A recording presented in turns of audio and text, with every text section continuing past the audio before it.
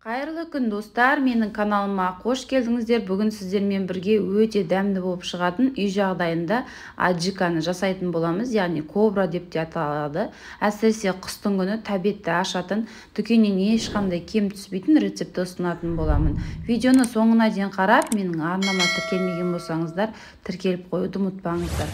Сонда менің видеоларымды жіберіп алмайтын боласыздар.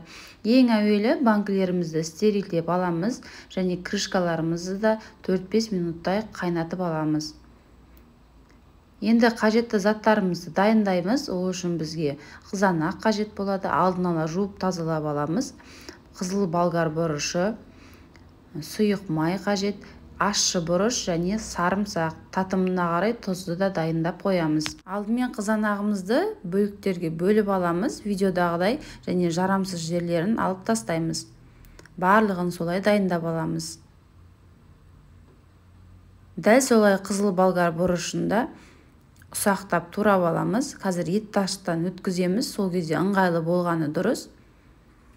Барлығын осылай жақсылап турап аламыз. Ащы бұрышты ешқандай бөлудің қажеті жоқ, жай ғана шет-шетіндегі сабағын алып тастайтын боламыз. Бұны да дайындап қоямыз. Енді аскөкті алдын ала жуып тазалап алып, ұсақтап, майдалап, турап, дайындап қоямыз.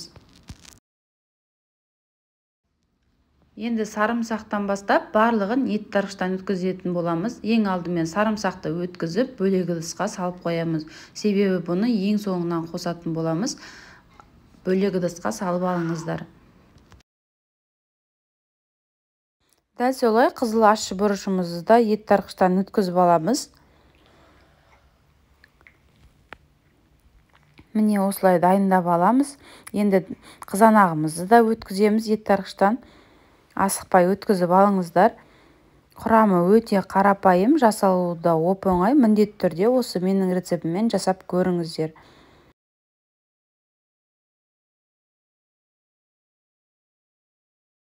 Ендігі кезекте қызыл болгар бұрышында дәл солай ет тарқыштан өткізіп аламыз. Достар, менің арнамда түрлі рецепттердің, түрлі тағамдардың, тәттілердің рецептісі бар. Каналыма тіркелуді ұмытпаңыздар. Енді барлығын үлкен ыдысқа салып аламыз. Қызанақты, қызыл ащы бұрышты және қызыл болгар бұрышын салып, жақсылап араластырып, отта қайнататын боламыз. Отымыз бір қайнағаннан кейін осылай жақсылап араластырып, татымына қарай тұзымызды салып және сұйық майымызды қосып, барлығын жақсылап араластырып, баяу отта 40-45 минут шамасында қайнатып алатын боламыз.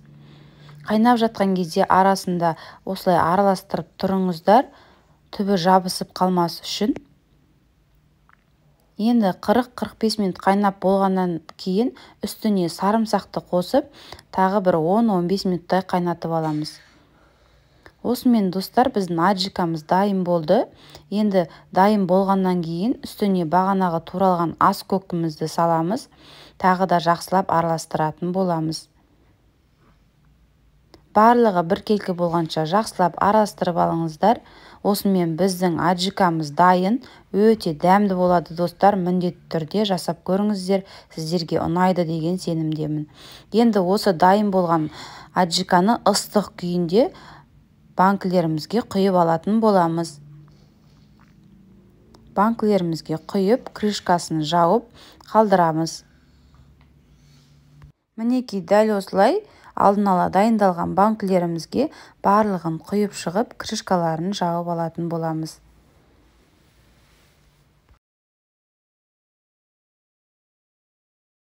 Банкілерімізге құйып жауып болғаннан кейін ең соңында міндетті түрде тағы да осылай қатты-қатты қысып алғандарыңыз дұрыс. Мінекей достар, осымен біздің тәбетті ашатын керемет аджикамыз дайын болды. Ешқандай дүкеннен сатып алмай-ақ үй жағдайында осы рецептпен жасап көріңіздер. Видеоны соңына дейін қарағандарыңызға рахмет. Сіздермен болған Нұрия Амангелді. Келесі видеода жолыққанша.